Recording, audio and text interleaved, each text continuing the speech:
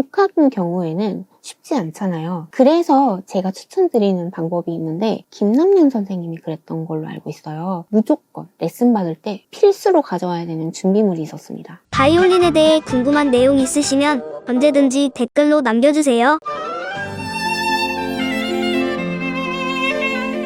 독학을 하면서 잘하고 있는지 점검해 볼 수 있을까요? 오른손에 힘을 적당히 주면서 부드럽게 긋고 있다고 생각을 했고 그렇게 연습을 하고 있다고 생각했었는데 빠른 곡을 연주하다 거울을 보니 손목이 뻣뻣해지고 부드럽게 움직여지지 않고 있었어요. 그럴 때마다 독학은 너무 길이 멀다 느껴져서 레슨을 받아야 하나 너무 고민이 돼요.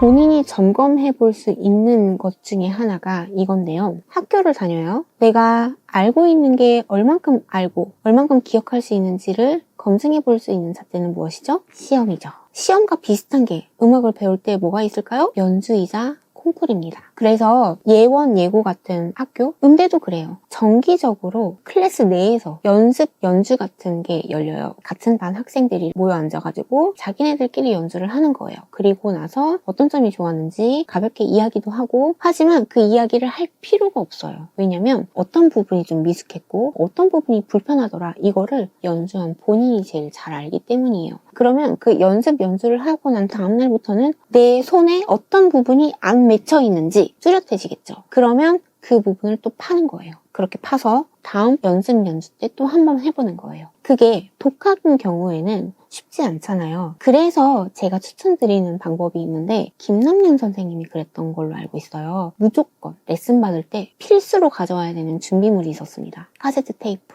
녹음기. 무조건 레슨 받을 때 녹음을 하게 했어요. 그래서 그거를 엄마도 듣고 본인도 듣고 그래서 본인이 어떻게 연주했는지를 다시 한번 들어보게 하고 내가 이렇게 했을 때 본인은 기억을 하잖아요. 내가 이 느낌으로 연주했을 때 이 소리가 났구나. 이거를 되짚어보는 계기가 되는 거죠. 그러니까 큰 하나의 검증의 잣대는 연주가 될 수 있을 거고 대중을 대상으로 하지만 중간 단계가 될 수 있는 게 우리끼리 하는 연주 그리고 매일매일 벽돌 쌓듯이 또는 일기 쓰는 것처럼 왜 훈련 받는 선수들도 훈련 일지 쓰잖아요. 그것처럼 기록하고 그 기록의 밑바탕이 될 수 있는 한 단계 한 단계 발걸음이 매일매일 녹음해 볼 수 있는 녹음이라고 볼 수 있는데요. 근데 요즘은 굳이 녹음을 할 필요가 없이 본인 연주를 핸드폰으로 바로 놓고 찍는 방법이 있잖아요. 그랬을 때 가장 객관적으로 볼 수가 있을 거라 생각이 듭니다. 독학을 하시는 분들께는 저는 그래서 핸드폰으로 녹화해서 본인의 연주를 들어보는 것 그거를 가장 추천드리고 싶습니다.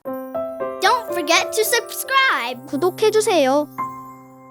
그리고 그렇게 했을 때 같은 기계에서 다른 사람의 연주도 유튜브로 볼 거 아니에요. 차이점이 느껴질 거고 다행스럽게도 핸드폰에 날짜별로 그게 저장이 되잖아요. 그러면 날짜별로 보면서 내가 이렇게 발전했구나 라고 볼 수도 있고 또 시간이 조금 더 허락하신다면 그날 그 영상과 함께 오늘은 뭐가 힘들었다. 뭐가 안 됐다. 내일은 어떻게 했으면 좋겠다. 뭘 발전시켜야겠다. 이렇게까지 짤막하게라도 연습 노트를 만들어 놓으시면 지금 그냥 기록하는 수준으로 끝나는 게 아니라 이게 어느 순간 스케일 연습이라는 게 청소하는 거라고 표현을 한 적이 있어요. 매일매일 먼지가 쌓이면 털어내야 되고 허트러지면 다시 정리해야 돼요. 그것처럼 우리 토부님이 매일매일 그 영상과 함께 기록해 놓으신 게 또 발자취가 돼서요. 지금 뭔가 이렇게 틀어졌어. 근데 저거 보니까 전날 저렇게 한 게 지금보다 훨씬 나았네. 그때는 지금처럼 여기가 꼬이지 않았는데 라고 하면서 중간 백업 단계가 되는 거죠. 그래서 거기로 다시 돌아갈 수도 있고 그게 독학하는 분들께는